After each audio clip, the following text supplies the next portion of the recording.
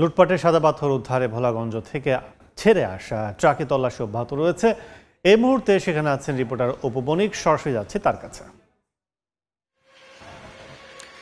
দেখুন, বুধবার মধ্যরাত থেকে শুরু হওয়া যে যৌথ বাহিনীর যে অভিযানটি রয়েছে সেটি কিন্তু আজকের পঞ্চম দিন, এবং এই পঞ্চম দিন কিন্তু ভোর থেকে এখন অবধি পর্যন্ত আসলে এই অভিযানের চলমান যে প্রক্রিয়াটি রয়েছে সেটি কিন্তু চলমান রয়েছে। আপনাদেরকে যদি আজকের একটু পরিস্থিতি বলতে চাই, আজকে কিন্তু সিলেট থেকে যে ট্রাকগুলো আসার কথা রয়েছে, যে খালি যে ট্রাকগুলো রয়েছে সেগুলো কিন্তু আসলে আজকে ঢুকতে দেওয়া হচ্ছে না।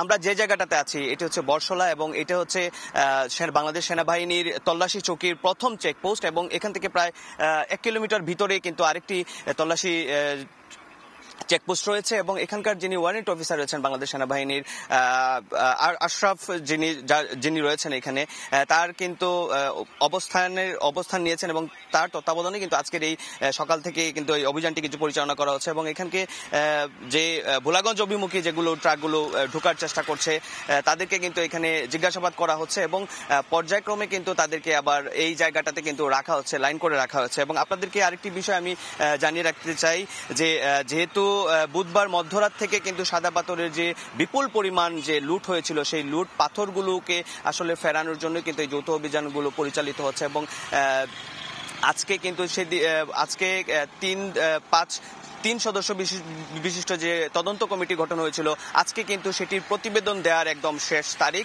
এখন অবধি পর্যন্ত কিন্তু জেলা প্রশাসনের পক্ষ থেকে কিন্তু আমাদেরকে এখনো সেটির তথ্য কিন্তু নিশ্চিত হয়নি। সেটির তথ্যগুলো যদি আসে তো সেই ক্ষেত্রে আসলে কতটুকু পাথর লুটপাট হয়েছিল এবং কতটুকু পাথর আসলে প্রতিস্থাপন করা হয়েছে তার কিন্তু পূর্ণাঙ্গ একটি প্রতিবেদন কিন্তু আমাদেরকে দেওয়ার কথা রয়েছে। এবং গতকাল পর্যন্ত কিন্তু প্রায় 2,50,000 ঘনফুট পাথর কিন্তু গোয়েনঘাটের যেটি রয়েছে সেখান থেকে কিন্তু উদ্ধার করা হয়েছে, এবং বিভিন্ন বাসা বাড়িতে কিন্তু এই পাথরগুলো কিন্তু লুকিয়ে রাখা হয়েছিল।